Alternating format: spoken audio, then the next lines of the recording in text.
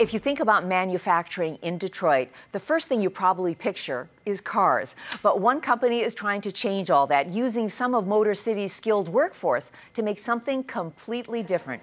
Mary Thompson is in Detroit and has more for us now. Mary, fill us in.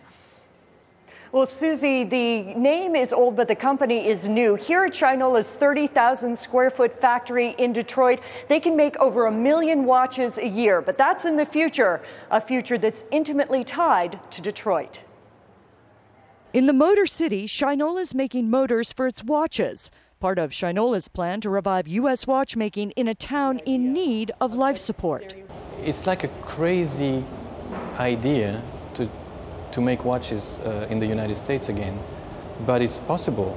Olivier Dubal manages Shinola's watch factory, a venture crazy to some given Asia and Switzerland's half-century dominance of the industry, possible to Shinola because of Detroit. If you get in your car, you can drive around Detroit and you can understand the past. And the people we met weren't so focused on the past, they were focused on the future and where this was going.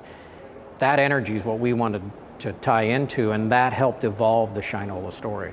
CEO Heath Carr says Detroit is so crucial to the Shinola story, its watch face bears the city's name, and Shinola will only partner with retailers that visit the factory floor.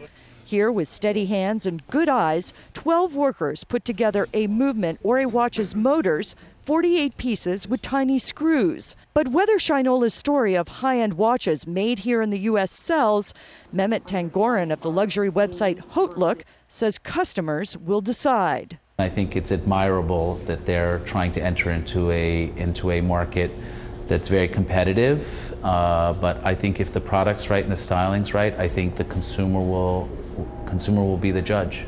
Retailing for $475 to $995, Shinola starts assembling its 65 watch styles next month and selling them in June. New products putting a new face on Detroit. Now about that name, these days Shinola makes high-end bikes and leather goods along with watches, having bought the name from the former shoe shine company, a name typically uttered in a phrase that I can't utter on TV. Back to you. You know, they're really good-looking watches, and it's so refreshing to see an entrepreneur doing all this. I mean, what was your take looking? You think it's going to succeed? I think they've got a really great story to tell. They've got a really neat marketing package. And as you pointed out, Susie, they have a beautiful product. And, you know, they did sell a limited edition online and it sold out in a week. So that gives you some indication of what demand could be like. Those are some funky offices there, Mary.